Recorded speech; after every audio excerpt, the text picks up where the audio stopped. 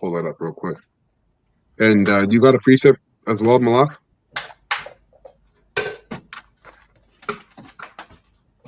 Oh, you can't hear me, eh?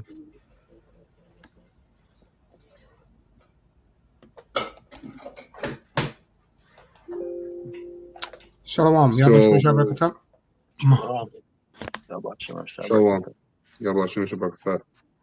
you got a precept? Oh, can you hear me? Yeah. Do you have a precept? Yeah, I was going to go to the book, Wisdom of Solomon, because Hold it for a second. I just want to get this real quick. This is Jeremiah 51 and 7, right, in the NLT, concerning Babylon's wine turning into blood. The blood represents violence and death, which is what's going to end up, which is really what's transpiring and brewing throughout the four corners of the earth, but especially in America. So this is Jeremiah 51 and 7. Babylon has been a golden cup in the Lord's hand, right, in Yahweh's hand. A cup that made the whole world or the whole earth drunk. The nations drank Babylon's wine, right? The philosophy, the way of Esau Edom, the way of Satan, the way of the devil, man, which he is the deceiver on earth, because they run America, right? The top wicked elites, which are Edomites, primarily, they run America. So the whole world, all these nations have drinking up the philosophies, the religion, and the mindset of Esau Edom. And it says, and it drove them all mad. Okay? So everybody went crazy. And now that everybody's sobering up, basically you're going to get a lot of violence and bloodshed through all that, because people are waking up to the fact that America was a joke. It was really just a dream. You know, all its aspects was a lie. And now you see people taking matters into their own hands. You just had a guy gun down some small hatter in New York on the 33rd floor, right? Talking about football was giving him some kind of mental illness, something like that. But it so happened to be on the 33rd floor, right? You know, that's a psyop. Like, you missed all the pedestrians and all the people in the hotel. You went all the way up to the 33rd floor and you busted a small hat. You know what I mean? Like, but people hey, everybody's waking up to the bullshit, all right? And they're going crazy about it. So that's it. That's all I wanted to bring out. Go ahead, Malak, and then we'll get into the clip I have here. Well, actually, if you could, Baba Shah, Ryan, if you could pull it up for me, Jeremiah 51, right, 7 to 9. 7 to 9. Jeremiah 51, 7 to 9. Oh, I'm there right now. Not there yet. It's just getting ready to screen here. I'm there right now, you know. Yeah, go ahead, Baba Shah. You want an NLT or King James? Let's see if I put it, yeah. KJV is fine.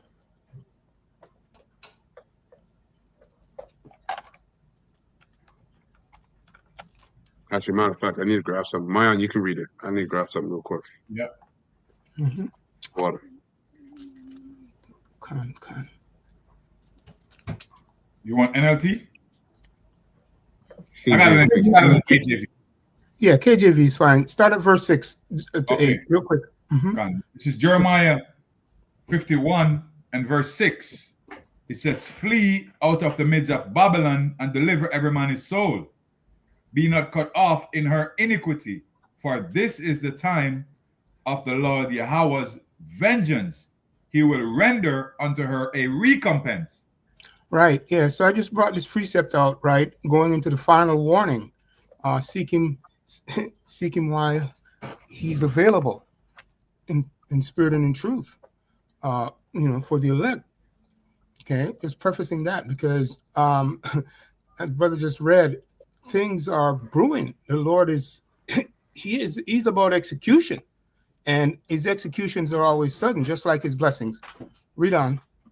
Verse 7, Babylon hath been a golden cup in the Lord's hand, that made all the earth drunken. the nations have drunken of her wine. Mhm. Therefore, the nations are mad. Right. Hey, straight. Listen, hey, leave those doctrines alone. It doesn't matter what they're talking about that looks plausible and fanciful. Leave it alone. Right. The Lord's going to kill people who are holding on to shit. I guarantee you. He will do it. I know what it's like. Right. Verse- So they're drunk. They're drunk with that shit, that poison. Right. But it's not for the elect to drink or to hold on to. None of it. Read. Final Verse verse. 8. Babylon is suddenly fallen and destroyed. Howl for her, take balm for her pain. Yeah, that's If so- morally, intellectually, spiritually, first and foremost, spiritually. They have nothing for us. Doesn't matter what they say. Right? Financially, the whole thing is finished. Right? The only thing we're waiting for is what? The wind to come. Those winds. Right? the That's the missiles. main thing. Now, in terms of the physical destruction of this place, but as far as the laws are concerned, they're ready to bring about the MOTB. And that's because the Lord says so. All right. So I'm going to leave it at that in regards to this fallen thing, this thing that's falling apart, that's spinning around this system, Babylon, that the whole world is following after, that is, the whole world is patterned after. That's all I got. Kind of just to add on to what the Elder Malak touched on real quick. Mhm. This is the book of First Thessalonians 5. I'll just read it 1 to 4 because a cry has been made, and only the sheep of Yahweh Shai is That's going to right. respond to it, Mhm. right, with all spirit, right, and truth. We're going to be like Noah and move with faith. All right. Con- So Second Thessalonians, it's like a First Thessalonians, chapter 5, verse 1. Let's read on to 4. All right. So as touching Babylon, it says what?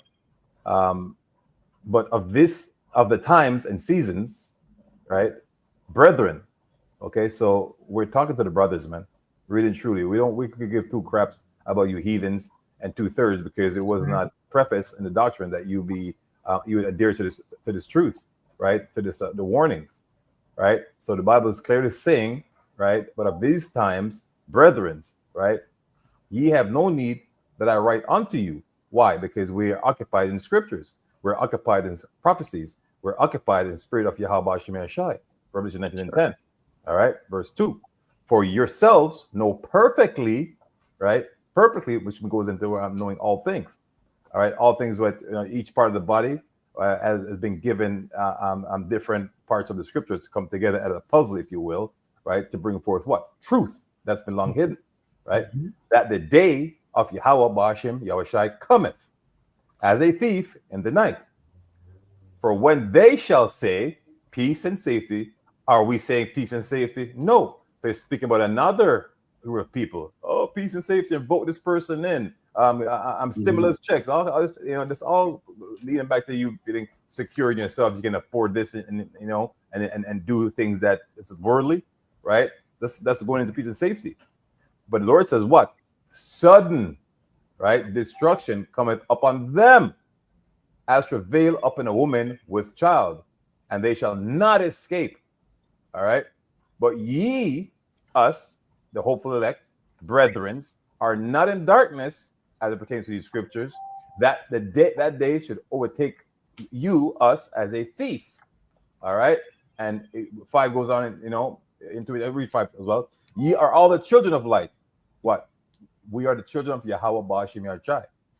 And the children of the day. We are not of the night, nor of the darkness. Okay. So that's touching the hopeful elect, mainly the 1/3 and the 1 for 1,000. Go ahead, Akim. I got this here real quick. This is from chat for Jeremiah 51:8. It says, Babylon's fall is described as sudden, despite her power. Her collapse comes quickly and violently. Oof. The morning here is not sympathy, it's bitter irony. Take balm as if her wounds would be healed with medicine, but no ointment can save her. Her destruction is total and irreversible. You can't bandage divine wrath. And verse 9, it says, here's the final verdict. Babylon had her chance, and it's over. And really, Babylon had its time. So there was no chance of it lasting forever anyways. Okay, but it had its time, and it played its purpose. And it's over. We would have healed her, a poetic way of saying there might have been a window, but she refused repentance. And it says she refused repentance, which is all we, I think it's in this chapter, in the second verse or the second chapter in First Thessalonians, about how all they that refused the word of the Lord, which is really talking about Israelites. All right, the Lord has given them up to is it the wiles of the devil? Is that how it goes? Let me see. Second Thessalonians. Let me get that real quick here. It's 2:12, I think. Yeah. It says that Second Thessalonians 2:12, that they all might be damned who believe not the truth, but had pleasure in unrighteousness. And that's all of America except for the elect, right? They didn't have pleasure in unrighteousness. So it says, but we are bound. Let me read verse 11. It says, and for this cause, Yahweh shall send them strong delusion, that they should believe a lie, right? And that lie they're going to believe, as we all know, is going to be partaking of the FOTB, the microchip, right? So the Most High has given them a spirit, all right, to follow destruction, to be on their way to destruction. Mm-hmm. It says her sins are stacked so high that they scrape the heavens. And this again draws a clear parable to Genesis 11, Tower of Babel, and Revelation 18:5. Both show a Babylon trying to rise, but instead provoking judgment from above. And that's what happened, right? In the Tower of Babel, they provoked the Most High's anger, and we know what the Most High did with that. Confused the languages, and this is the same thing coming back. So this whole New World Order idea is not new. Mm-hmm. There's always been a thing that the heathens have always tried to do, and our people have always been partakers of it. The majority of our people, and this is just technological Tower of Babel. That's all we're witnessing right now. That's right. Forwarded. Mm-hmm. So, with that being said, let's get into this video here with, this is from Geopolitical Economy Reports. Fair use, fair use, fair use. None of the channels on this panel are using this video to make money. All right, we're just sharing this video for edification purposes only. So fair use, fair use, fair use. And as the topic says here, ruled by the rich, Western governments are oligarchies, not democracies. And this is what people are figuring out. All right, that wine is also democracy is also part of that wine that the American people have drunken, and the nations have drunken. But they're waking up. All the citizens are waking up to the fact that it's really oligarchy. Okay, so let's start from we'll start from zero here. We'll skip around and we'll get some precepts.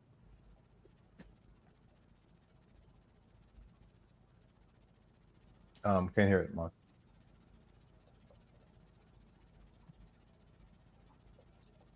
Could you guys hear that? No sound. Oh, yeah, okay. Wait a second.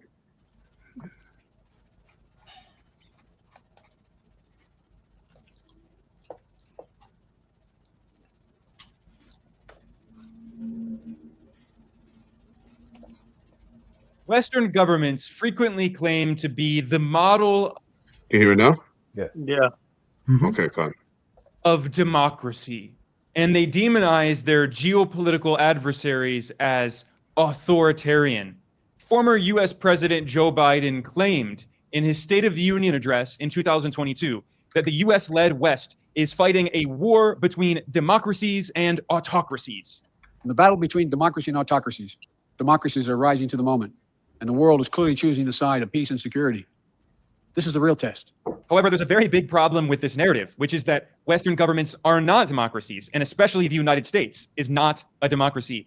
And I don't mean that in the superficial sense when people say, the US, according to the Constitution, is not a democracy. It's actually a republic. That's not what I'm saying. What I mean is that if we take the definition of democracy as a system of government that is ruled by and for the people, representing the interests of the people of the country, the US is not a democracy. It is, in fact, an oligarchy or a plutocracy. The US system is one in which large corporations and economic elites and billionaires determine government policy, not average working people. And the same is true for countries in Europe and the broader collective West. Just because a country has elections doesn't mean that a country is actually democratic, especially considering that the candidates in those elections are overwhelmingly economic elites from large corporations and banks, and they're billionaires, or they represent the interest of billionaire oligarchs who fund their political campaigns. The Canadian Prime Minister is a millionaire banker, Mark Carney, who was previously the head of the central banks of the UK and Canada and worked at Goldman Sachs. The former Prime Minister of Italy, the last Prime Minister, Mario Draghi, is a millionaire banker from Goldman Sachs and the World Bank and the European Central Bank. France's millionaire president, Emmanuel Macron, is a banker as well. And the UK's last Prime Minister, Rishi Sunak, is the richest ever Prime Minister, nearly a billionaire, over $800 million of wealth. He started his career working at Goldman Sachs, and now he has gone back to work at Goldman Sachs. And in the United States, the rise of Donald Trump, who himself is a billionaire with 13 billionaires in his administration, he has become the perfect symbol of how the US is an oligarchy. But this did not start with Donald Trump. This goes back many decades, even centuries. And social scientists in the US and European countries have studied the impact. This is one of the most blatant forms of class warfare that we've seen in many years. This law will massively slash taxes. I'm just getting the main points in this video. It's a 42-minute video, so if you want to watch the whole thing for yourself, you just go on this guy's page and watch it. On the richest Americans. 72% of the tax cuts in this bill go to the richest 20% of Americans in a year. In July, and policies that benefited rich elites at the expense of everyone else, including his so-called Big Beautiful Bill, which was voted on by the House first, and then it was passed by the Senate in July. And this is one of the most blatant forms of class warfare that we've seen in many years. This law will massively slash taxes on the richest Americans. 72% of the tax cuts in this bill go to the richest 20% of Americans. 0% of the tax cuts go to the poorest 20% of Americans. And remember that Big Beautiful Bill was also came under the guise of making America great again, hence the whole chant of MAGA. Right? But when you go into it, you're seeing that it's really making America great again for the top wicked elite, the ruling class, hence oligarchy, which means a rule of the few. Okay. Richer you are, the more Trump's policies benefit you. Thanks to Trump's tax cuts on the rich, the richest 1% of Americans will see their taxes cut by $66,000, whereas the poorest 20% of Americans will have their taxes cut by $40. 40. That's not a typo. And this comes after Trump already cut taxes on the super rich during his first administration. In 2019, during Trump's first term, a study found that due to Trump's tax cuts, billionaires in the US, the 400 richest families in the US, paid a lower average tax rate than the bottom half of Americans, of poor and working class Americans. Donald Trump's policies are literally the reverse of Robin Hood. It's taking wealth away from poor and working class people and giving it to the rich. Billionaires and corporate elites constantly fearmonger about left-wing politicians who want to redistribute wealth, but we're actually seeing redistribution. It's already happening, except it's redistribution from the poor to the rich by the government. This is oligarchy. And I have to say, it's not surprising when you look at the people who are making US government policy. Donald Trump appointed a billionaire from Wall Street, the hedge fund manager, Scott Bessent, to run the US Department of the Treasury, to run US fiscal policy.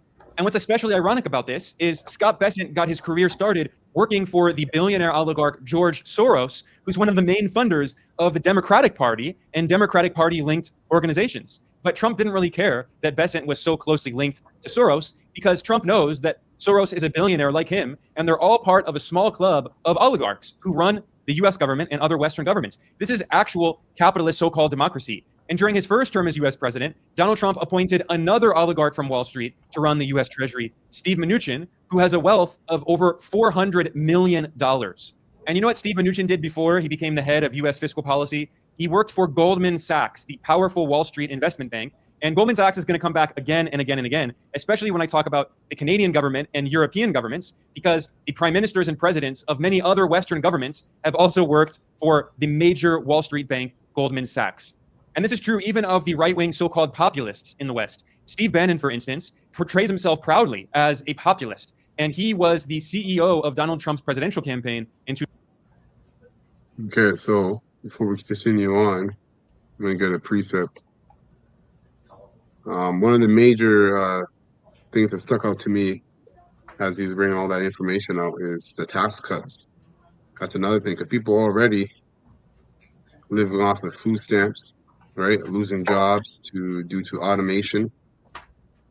But Esau's technology and his so-called innovations were a part of the wine, right, that people have gotten drunk off of, and these nations have gotten drunk off of.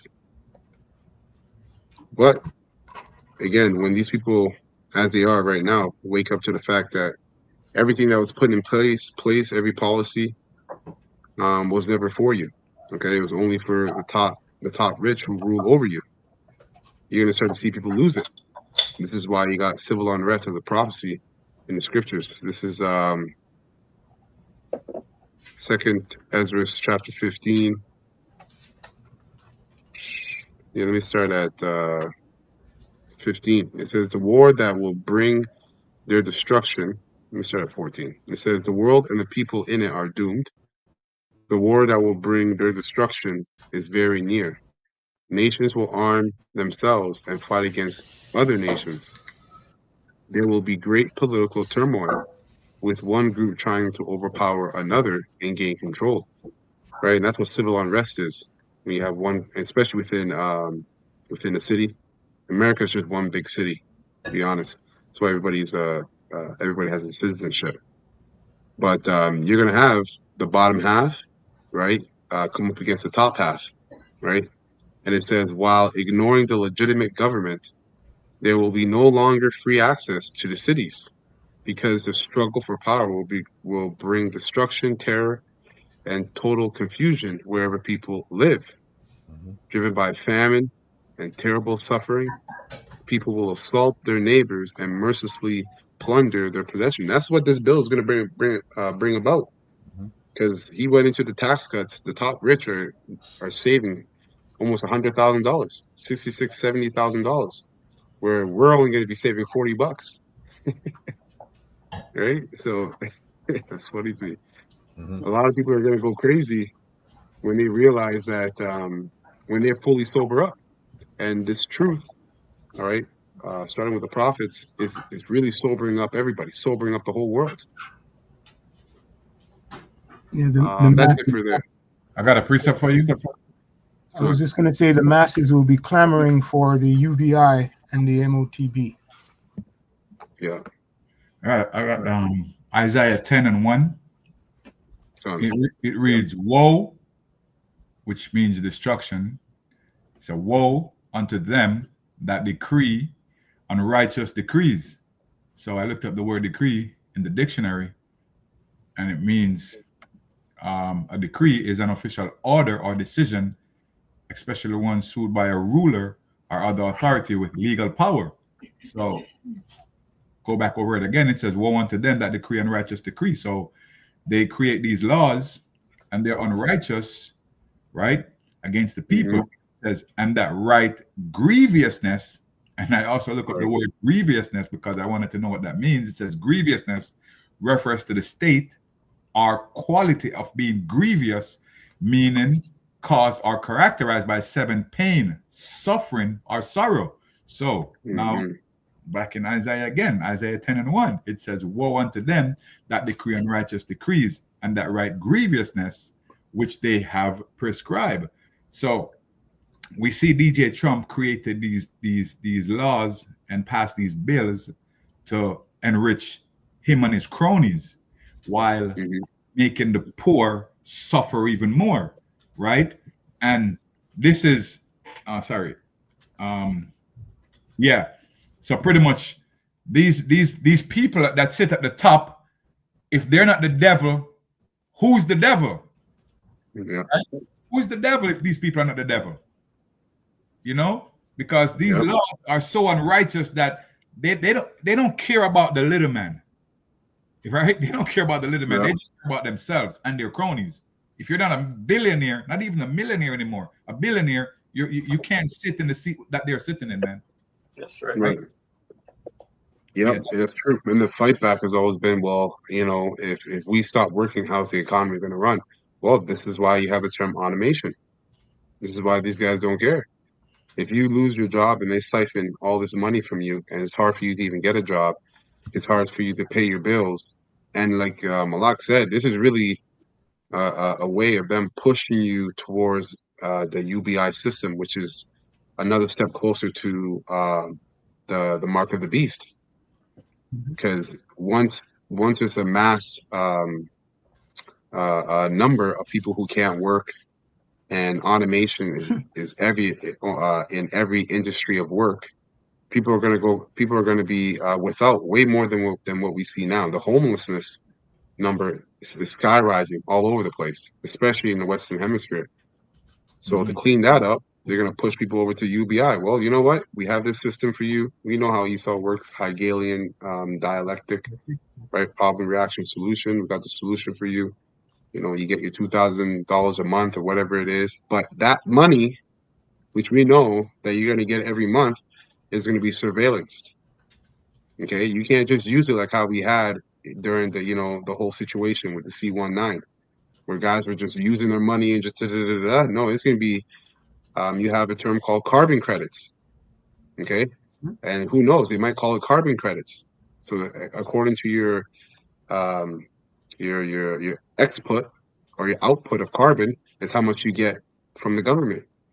So it's going to be, it's all going to be surveillance. It's all going to lead to a tight knit surveillance, from this top ruling class, the oligarchy. Yeah. Was that it on that? I just want to quickly grab something. Real quick, I just wanted to say that Yeah, go ahead. this bill, it's literally was carefully written and planned, because we can say it's not even by accident, because when you go into Proverbs 21:1, the king's heart is in the hands of the Lord. You know what I'm saying? So what he did was pretty much just fulfilling prophecy, because these things must happen for the UBI to come in, of course, right? Yeah. Surveillance for the surveillance, that needs to come in, of course, which is what you just said. Yeah. So Right. he's just a puppet, the Most High's puppet doing the Most High's will on the left hand side. Yep. So I'm not even going to give him too much credit. Yeah, gone. This is oligarchy versus democracy, and it says oligarchy rule by the few, right? It says power concentrated in the hands of a small elite, wealthy families, military leaders, or influential groups. It says these are the cons: lack of voice. You're a spectator, not a participant. No vote, no say. Elitism and inequality. The rich get richer and everyone else plays catch up. Power protects itself. Corruption breeds easily. Without accountability, self-interest rules the day. And this is America all the way through. This is basically what America was established on when you go back to the 1800s up until now. Okay, before then, America was the new safe haven for a lot of Eastern people from the East to come over and start a new life and all this and that and the third. But when Esau came over here and started taking over everything, primarily in the 1800s, this is what you got. This is what it was built on. It was built on corruption, right? And it says corruption breeds easily. So it says without accountability, self-interest rules the day. Suppression of dissent. Speak out too loud, you're silenced legally, economically, or violently, right? And they've always weaponized currency or money. They've always weaponized it. So if you're social credit number, however they plan it out. If your social credit number isn't where it should be, you're not going to receive or be able to do the things that you want to do. Mhm. And for cons of democracy, which is, really the same thing, just a different term. It says slow and messy, too many cooks in the kitchen, gridlock, red tape, and watered down decisions. Populism and manipulation. Democracy can be hijacked by smooth talkers and media spin. It's Esau Edom. Tyranny of the majority, the 51%, can crush the rights of the 49%. Complacency and apathy. Civilians may stop caring or be too uniformed to make wise choices, and that's the condition we're in, because people have drunk off the wine of Babylon. So now these people don't even understand that they're accepting and voting for their own surveillance. You voted in the automation because you love the convenience that came with it. That's how this devil tricks everybody, by convenience and the lust of the flesh. That's convenience. Mhm. Everybody, wearables, like the whole wearable thing with the hospital system. What's his name? RFK is going to get everybody to wear a wearable. Damn near everybody has a smartwatch, right? Tracking their steps because it's convenient. Oh, I don't get enough sleep, so I wear the smartwatch to see how much sleep I get. I get a sleep score. So people are already, primed for this NWO and the micro C hip. Why? Because they're the children of the dark, like Zach brought up. But we're the children of the light. Okay, so it says civilians may stop caring to be too uniform to make wise choices. Then democracy roots from the inside. So that's it. Okay. I got a quick precept Uh, that's touching why things are the way they are, and it's just proving that the Lord does not like everybody or requires the love of everybody. And the love of Yahweh Shai is first and foremost these commandments, right? And Mhm. when you apply it, you want to feed the sheeps, right? The sheeps being the 1/3 on this side and the 1 for 1,000. Now, the book of Proverbs dictates 9 and 10. It says what? The fear of Yahweh Bahashem Yoshai is the beginning of knowledge. So this society, this world, as you brought it out there, like America is a city, right? Mhm. And so is the whole world, because the whole world consists of citizens, right? Your respective nation, you consider a citizen of whatever nation you descend from, right? So the whole world outside of us, the men who was called and risen up to fear Yahweh Shai, they have no knowledge, right? Mhm. So the Lord have them under the banner of what? Fools. Okay. Yep. And it goes without saying, it needs a definition how a fool is going to act, right? What the society is going to consist of foolish people. Okay. Mhm. We are actually foolish, right? If you are of the nation of Israel, you're going to be foolish, but you're not the fools, but you're subscribing to the fool's doctrine. All right. Mhm. Mhm. And Mhm. so that's why That's right. Moses, Jeremiah 4:22 said we're sottish, right? So we're not the fool, we're just acting like them. Okay. So right. back in Proverbs 9 and 10, it says the fear of the Lord is the beginning of wisdom, but fools despise wisdom and discipline. And that's what is lacking. It's lacking wisdom, right? To portray a wise domain, right? And the discipline was only to come from who? The disciples, right?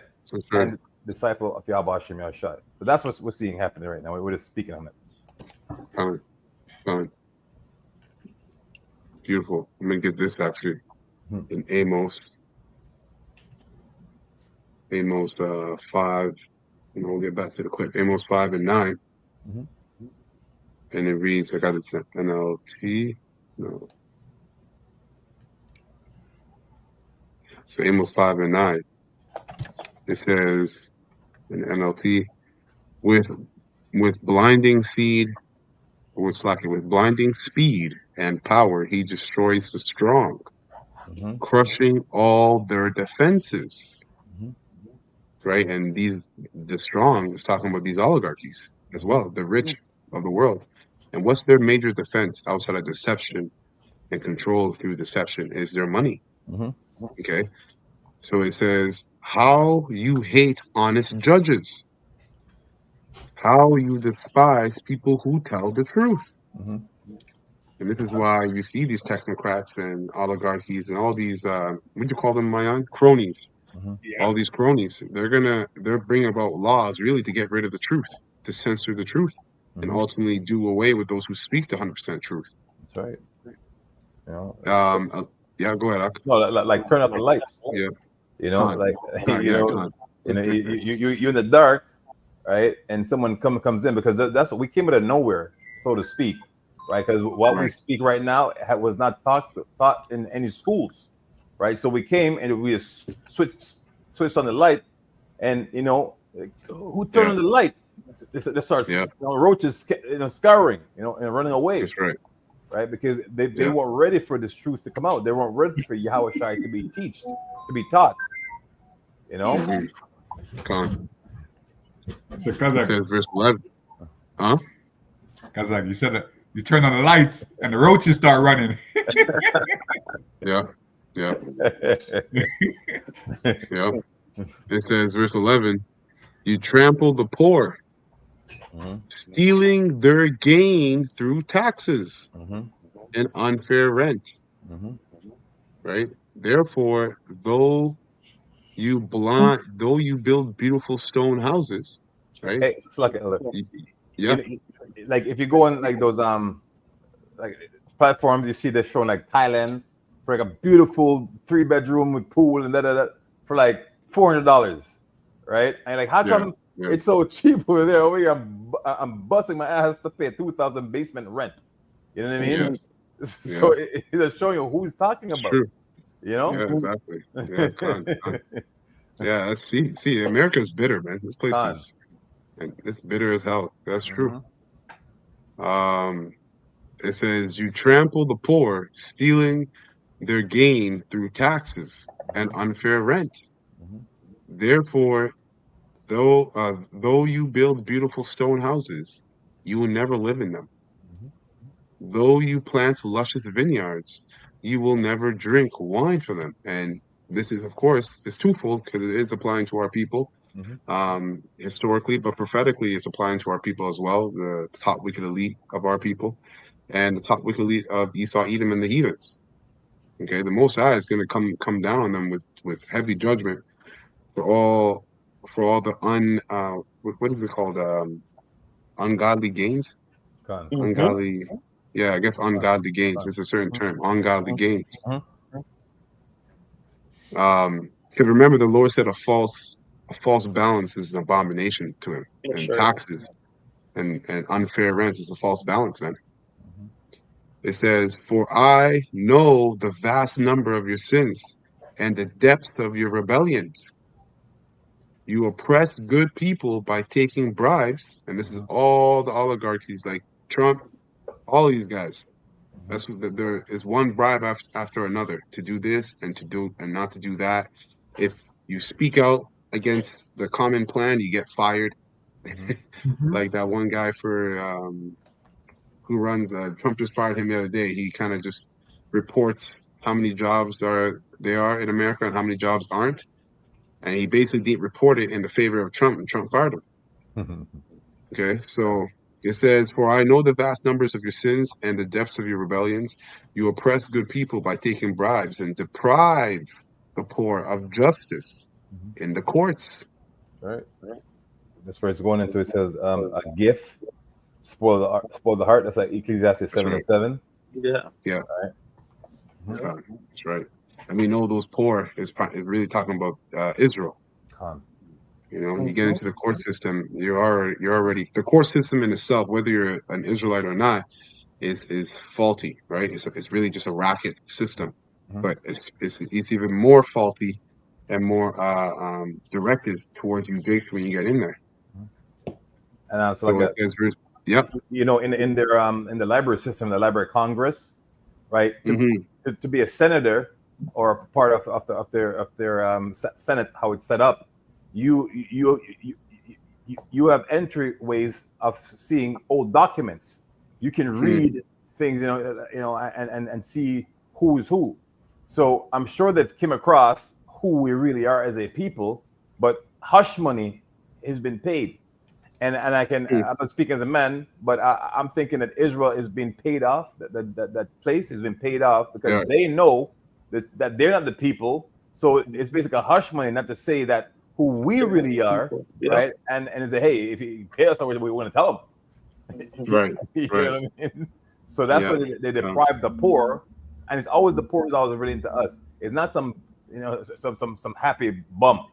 It's always about us being poor and us not having anything as pertaining to the truth. Because truth is what costs, right? It's worth every penny, right? Just to hear the truth, So they deprive us of everything, our power, Yahweh Hashem Yahushai, right? Or nationality, right? What's right and just in the eyes of the Lord, using their Christian churches, That's right. Yeah, and they take it to the max, man. Because even in the ancient world, when you were captives and you were taken over, there were some atrocious things that happened here or there, but for the most part, it wasn't like how it is here. You still, if you lived under somebody, you still had a job, you had a family. It wasn't crazy. This is on a whole different level. Even the ancient kingdom, if they looked at today, they'd be like, "Yo, what is this place? This is crazy." In verse 13, it says, "So those who are smart keep their mouths shut, for it is an evil time." And we're coming to that time where the Lord is going to put the Spirit on. Maybe it'll be Apostle Dahar who just puts out the verdict and says, "Yo, we're done. We're done with this. We're not going out there anymore, and we're not saying anything on the YouTube because it's going to be such an evil time that the smart thing to do, if you have this precious truth, all right, is to keep your mouth shut because you don't want to be identified. Yeah. Let it speak. Was it Peter? Right. Some might say Peter was being a coward or whatever, but Peter was being smart, man, and say, "Hey, weren't you that man with you?"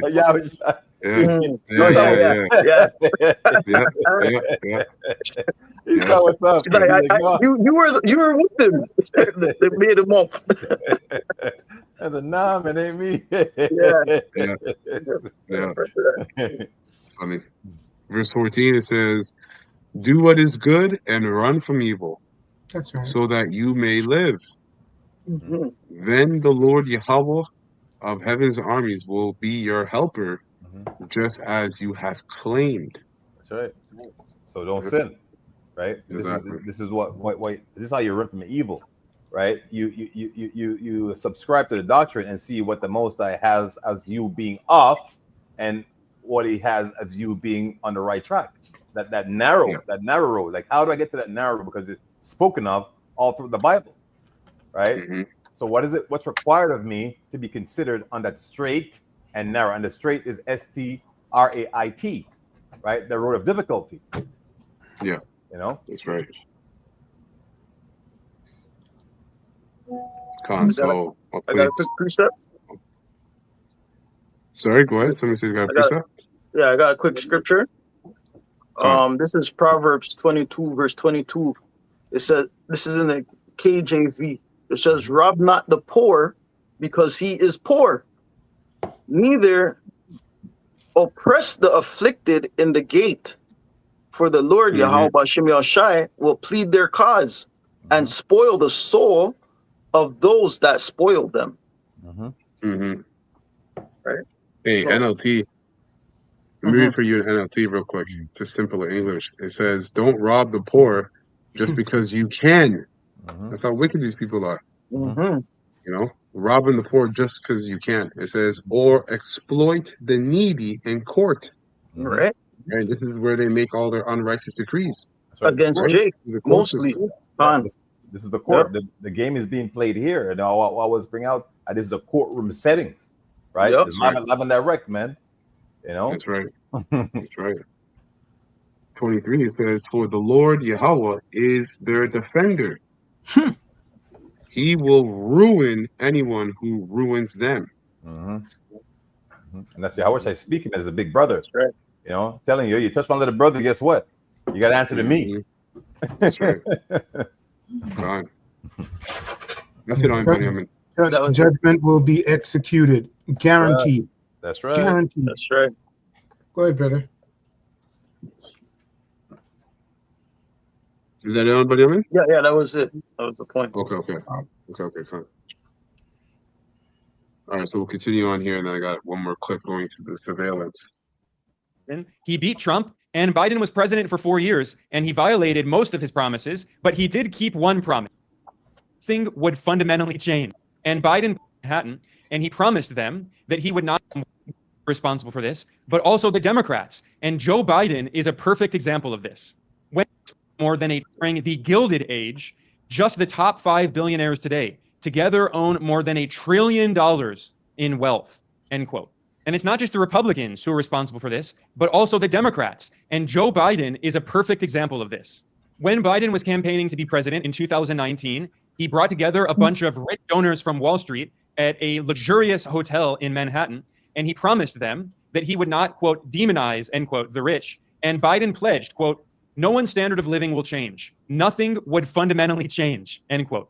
Those are the inspiring words of the Democrat Joe Biden in 2019. And then a year later, in 2020, he won the presidential election. He beat Trump, and Biden was president for 4 years, and he violated most of his promises, but he did keep one promise, his most important promise, which was his pledge that nothing would fundamentally change. Nothing did fundamentally change.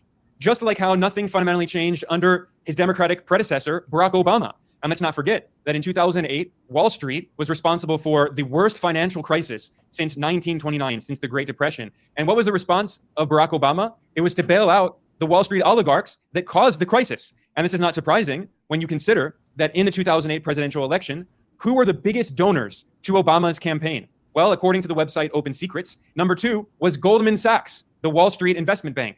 Number 4 was Microsoft, the Silicon Valley big tech monopoly. And we just went into this. This is how their system works. People are paid and bought for it. All these politicians are paid and bought for by the banks. Goldman Sachs is a bank. Harvard University, Microsoft Corp. These are corporations. And this is why in Revelation 13 it tells you that he had 2 horns, but he spake as a lamb. Doesn't matter if they're Democrats or Republicans, all right, or liberals or conservatives. They're both on the same body, right? 2 birds, 2 wings of the same bird. That's right. Number 5 was JP Morgan Chase, the largest bank in the US. Number 6 was Google, the mega tech monopoly. Number 7 was another Wall Street bank, Citigroup. But again, I want to be fair, it's not just the Democrats, it's also the Republicans. You know who Obama's Republican opponent was in the 2008 US presidential election? It was the neoconservative Republican John McCain. And who were the biggest donors to his campaign? Merrill Lynch, the Wall Street investment firm that in 2008 was acquired by Bank of America. Number 2 was JP Morgan Chase. Number 3, Citigroup. Number 4, another Wall Street firm, Morgan Stanley. Number 6, Goldman Sachs. Number 8, another massive bank, UBS. Then fast forward to the 2012 election in the US, which Obama also won. And the second biggest donor to Obama's campaign was Microsoft. Oh, what? Okay. The third biggest was Google. And 2012 was a very revealing US presidential election because you had Obama, who bailed out Wall Street in 2009 and rescued the capitalist oligarchs who destroyed the economy. But who was Obama's opponent in 2012? The Republican Party's candidate was Mitt Romney, who was directly from Wall Street. He was the co-founder of the private equity fund Bain Capital. And if you look at Mitt Romney's major funders in his 2012 race,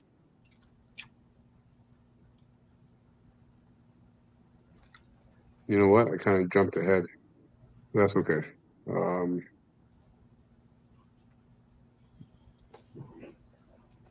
was the spirit anyways. Let me get a little bit here then.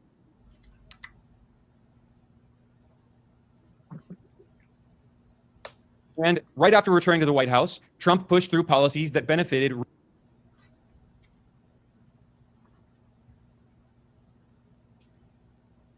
Well, you know what? I got most of the point, actually, to be honest. Let's see. I didn't get this part though. But again, I have to stress that this did not start with Donald Trump. Trump is merely a symptom. He's not the cause. And the anti-poverty organization Oxfam, I think, put the situation very well. It wrote, quote, For years, Oxfam, along with advocates and activists around the world, has argued that extreme concentration of wealth is leading to extreme concentration of power, allowing an ultra-rich few to tighten their grips on governments, economies, and media. Oligarchy is not created overnight. Decades of policies and politics across parties in favor of mega corporations and the ultra-rich have got us here. The ultra-richest segments in the US control a greater portion of wealth than they did during the Gilded Age. Just the top 5 billionaires today together own more than $1 trillion in wealth, end quote. Right. So let me get this precept. Yeah. And these are just the people that we see on the surface. You know, the guys, you know, we always talk about those guys, the wicked elite that live they don't even live on the surface, they live underground in their underground cities. You don't see them, you don't hear about them. You can only imagine how they're living down there. Remember, what's his name's family owns $500 trillion. Hey, they print wealth. Those You know, elites. they print it. They print it for the world while they have everything as true wealth to themselves. Mhm. This is Ecclesiastes 22 and 25 in NLT, and to jump around, it says, "Your princes plot conspiracies just as lions stalk their prey. They devour innocent people, seizing treasures and extorting wealth. They make many widows in the land." Skip down. It says, "Your leaders are like wolves who tear apart their victims. They actually destroy people's lives for money." And again, this is twofold. Israel did this when we were in our own land. This is why you have Ezekiel prophesying against them, but they do it now today, right, in the land of America against their own people. Okay, I think Jordan. I remember one time Jordan said he doesn't make his shoes for Jake. He doesn't make it for Jake in the ghettos. He makes it for the wealthy and Edomites in per se. Okay, and then of course you got Esau with his politicians. They're doing the exact same thing. So it says, "Your leaders are like wolves who tear apart their victims. They actually destroy people's lives for money." And I'll skip down to 29 and says, "Even common people oppress the poor." Right? As the king sold the people. Mhm. Rob the needy and deprive foreigners for justice. That's right.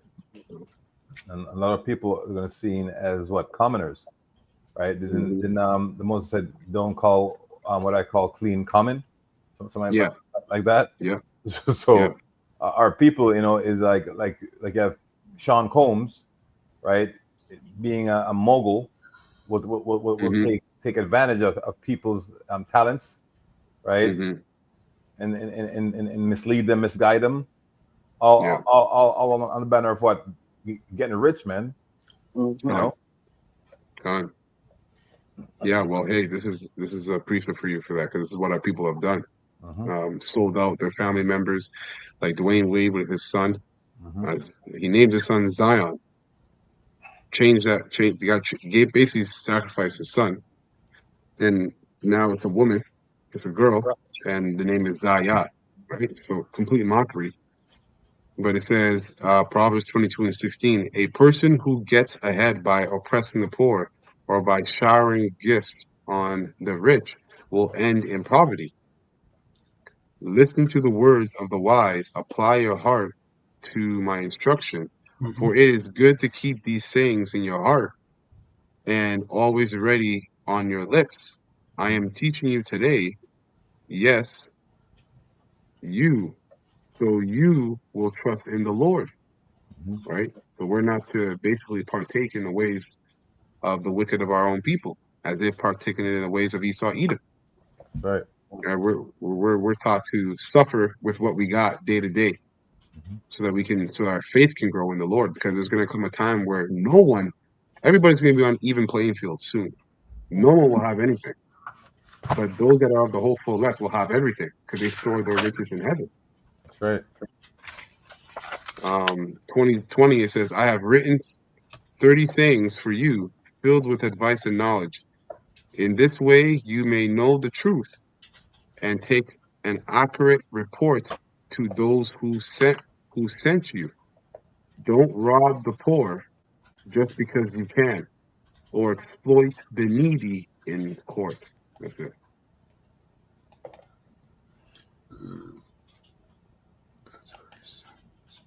Yeah. Okay, so I'm gonna play this clip on surveillance, and then that'll be it.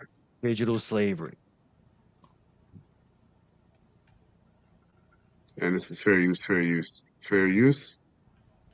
None of the channels on this panel are making money from this video. We're just sharing this video for edification purposes only.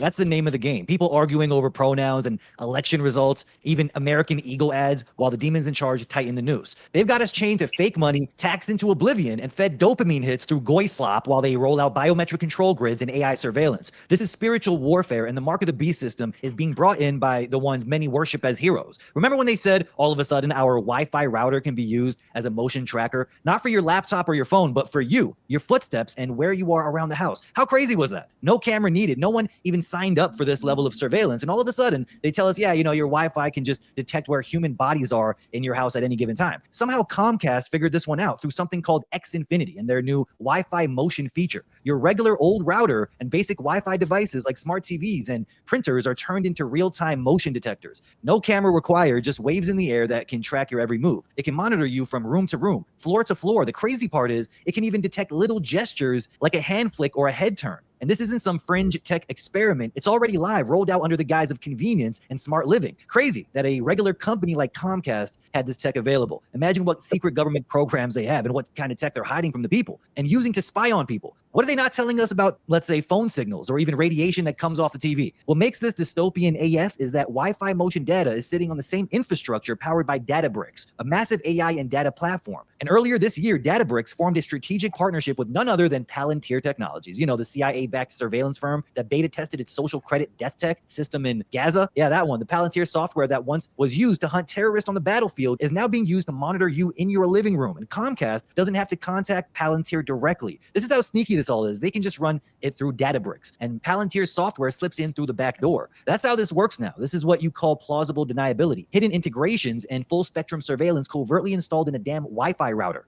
Remember when they said this was all just tinfoil hat crazy? Yeah, so the Lord's going to give them a lot of control, man.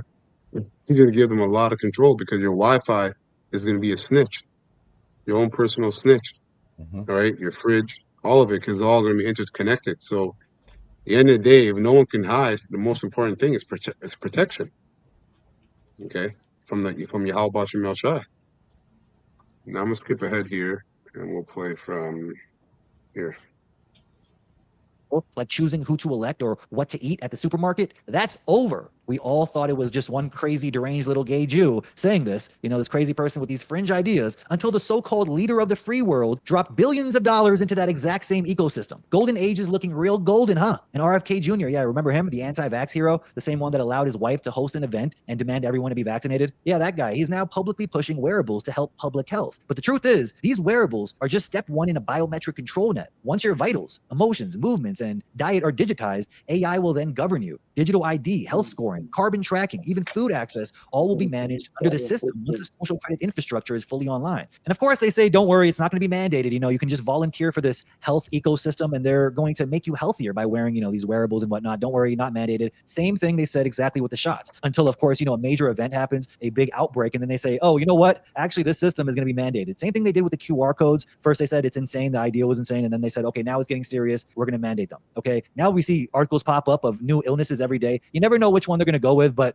the one that popped out to me is this Legionnaire's disease, this illness that's spreading across Eastern Canada and Eastern United States. It's called Legionnaire's disease. Now, if you look it up on the news section here on Google, crazy how many outbreaks there are. Another person dead in London, Ontario. Legionnaire's outbreak. Legionnaire's cases touched 70 in London as hospital testing continues, and they're saying it's spread through the water. Isn't this crazy? Legionnaire's outbreak in Harlem, 30 sick, one dead, and at least 22 sick in a cluster out of New York City. More and more articles popping up. The disease was famously identified in Philly. As you can see, there's endless stories of this. And you know they can use the fear of a new outbreak to fully mandate something like a wearable. Okay, they'll keep track of your health, your temperature, and if you've been jabbed with the new AI mRNA designed vaccine that Trump funded. I mean, this is where things are headed. And isn't it just unusual that in the UK, Canada, all European countries are working in lockstep to achieve this? When you take a step back and watch it all unfold from a bird's eye view, it's so obvious. You can see they're forming a one world government here under the exact same laws and regulations, but yet they'll put on this show like they're, against each other with the tariffs. It's purely theater. In the UK, Labour is now pushing to align with EU car regulations, which means all new vehicles could come with a black box recorder and built-in breathalyzer tech. They're calling it safety, but it's just more surveillance, okay? These cars will now track your speed, your drowsiness, your braking, even your breathing, and eventually decide if you're fit to drive. This is part of the same global system, a one-world government, one social credit regime, just rolled out sector by sector while the public stays distracted. And now they're rolling out carbon passports, meaning Brits could be banned from going on vacation if they exceed their carbon allowance. That's right, every person would be assigned a yearly carbon budget, and if you fly too much or leave your zone, you could be locked out. You can't book a trip, can't leave your little bubble. France already banned short flights, Belgium's taxing airline passengers, Amsterdam kicked out cruise ships, and Venice banned them altogether. This isn't about saving the planet, it's about locking it down. First it was cars with breathalyzers, then wearables tracking your vitals, and now your travel habits will be decided by a AI calculating your carbon score. These tools will eventually be used to block access to food, services, and even movement outside your government-approved climate zone. What's wild is watching this agenda play out in so many countries at once, different angles with the same end game. Whether it's through smart car tech, health apps, or flight restrictions, they're all building the same grid. It's not random. It's 8D chess played by demons who want total control over where you go, what you eat, thing on earth, because they believe if they collect enough of it, they can predict your every move, build a most important no, just algorithmic domination. And maybe that's why Yuval Noah Harari kept saying data is the most important thing on earth, because they believe if they collect enough of it, they can predict your every move, build a Minority Report style pre-crime system. I mean, Harari literally calls humans obsolete algorithms and preaches a new religion called dataism. The surveillance isn't evil, it's sacred. In their eyes, data flow is divine. And the ultimate goal is to connect every body, device, and thought into a global AI brain, not to free you, but to control you.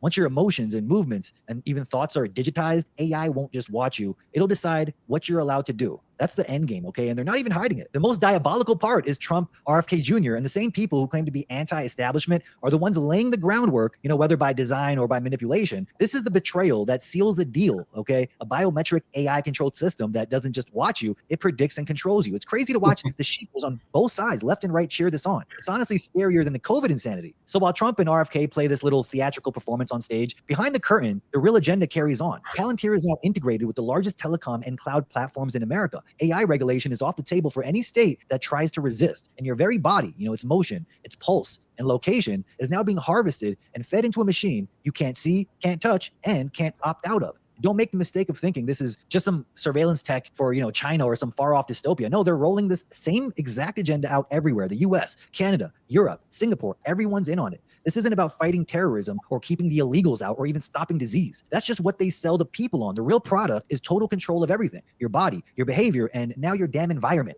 And just in case the cameras, apps, routers, and wearables weren't invasive enough, they've decided to recruit the insects. A few articles I saw recently. Right. So it's a lot of information, but I just want to bring that out. And then I want to get this precept here from 2 Ezra 11. Yeah, Harari. He says these masses are hackable. That's how he starts all his speeches. That's all I was thinking about. Mm-hmm. Go ahead, brother. Yeah. Yeah. If you notice, every time I use this BibleStudyTools.com, it's always getting me to verify that I'm a human. I never used to do that. So it's the Rothschilds family will have the $500 trillion. That's controlling everything. Say it again? It's the Rothschilds family what's controlling most of everything, Yeah, well, it's more than just them, right? There's more than them. I know. It's a whole network. It's a lot of families. But them have 500 trillion USD. So this is 2 Ezra 11 and 36. In the GNT, it says, Then I heard a voice which said, Ezra, look straight ahead and think about what you see. I looked and saw that appeared to be an angry lion come roaring out of the forest. I heard it speak in human language to the eagle and say, that lion represents Yahweh Shai, but Yahweh Shai is speaking through his prophets. All right, and the eagle represents the Roman Empire, but America is an extension of the Roman Empire, the ancient Roman Empire. Okay, so it says, "Listen, eagle, to what I have said to you. It is the message of the Most High Yahweh. You are the only one left of the four animals that I appointed to govern my world, and to bring bring the ages of this world to an end." That's right. This is how we know that America is an extension of the Roman Empire, because the Roman Empire fell, but then Jake took it over, right? And then Esau came back, and now through the Brits, America came out of the Brits, and we're in the end days of the end days. All right. So if the world was to come to an end by the Roman Empire, America would spiritually have to be Rome and Babylon all wrapped up into one. Mm-hmm. So it says, "You are the fourth animal, you have conquered all the animals that came before you. As long as you have been in this world, you have ruled it through terror, oppression, and deceit, with a total disregard for truth. You have viciously attacked harmless people who were living in peace. You have hated those who spoke the truth. You have loved liars. You have destroyed the homes of those who were prosperous, and have torn down the walls of those who did you no harm." Mhm. And it's always been America that ran around the world with their so-called democracy, invading other people's countries and setting up puppet governments. Okay, and it says, "Yahweh, the Most High, knows how proud and arrogant you are. The Almighty One has looked back over the world he established. The end has come, the final age is over. So, eagle, the time has come for you to vanish, Mhm. along with your big, terrible wings and small, wicked wings, your evil heads, your awful claws, and your whole worthless body." So the whole system, That's right. right? The whole American empire. And again, historically, this is pointing to the ancient Roman Empire and the various what do you call them, Caesars that ruled. But America is an extension of the ancient Roman Empire coming back. So the whole system is going to be eradicated. All right, when the Lord visits this place by the way of nuclear and hypersonic missiles, and as well as the chariots. It says the entire world will be set free from your violence and renewed as it sets its hope on the judgment and mercy of Yahweh Bashim Yahshua, who created it. That's right. That's going to be the great reset. Fine. All right. Yep. That's right. That's right. That's it for me. Oh, brothers, got anything else you want to bring out before we close up? I have a scripture, Mm-hmm. Deuteronomy 10, verse 14. It says, "Behold, the heaven and the heaven of heavens is the Lord's, Yahweh Bashem Yahushai, thy power. The earth also with all that therein is. Only the Lord, Yahweh Bashem Yahushai, had a delight in thy fathers to love them, and he chose their seed after them, even you above all people, as it is this day." Well, I just brought out that scripture. The point was really that the Lord controls everything. You know, He is the author of everything what's happening. He set it up. You know, this is all in His courts. You know, everything what's happening is all directly from the Lord, from Yahweh, Bashem Yahushai. That's right. So, as much as you want to look at it, the Lord has a chosen people that He chose from the beginning, from the belly, you know, from the garden, from time, you know. So It's just for our people to wake up, which is the elect and the 1/3, just to know that this is the time to know what's going on and to be grounded into this knowledge, man. You know, Yeah, because the Lord's God. only dealing with us as the elect and of his chosen seed, his chosen line. Yeah, You know, no one else can get it, right? So So just for the elect, the word elect on this side. yeah, Wake up. That's it on that? that was it. Con. All right, so we're going to close up. Lord willing, that was straightforward and edifying to the whole full elect of the nation of Israel. We're going to give all praises and honor and glory to Yahweh, Hashem, Shah, Hashem, and double honors to the apostles, bishops, and elders of Great Millstone who rule well. All right, and peace and mercy to the whole full elect. Psalms 144,000. That's teaching this word in truth and sincerity, as well as the innumerable multitude that sincerely believe upon the name of the Lord Yahweh and his son Yahweh Shai. All right, Kabbalah Ball, Kwama Shala, and Shalom to the whole full elect. Commercial.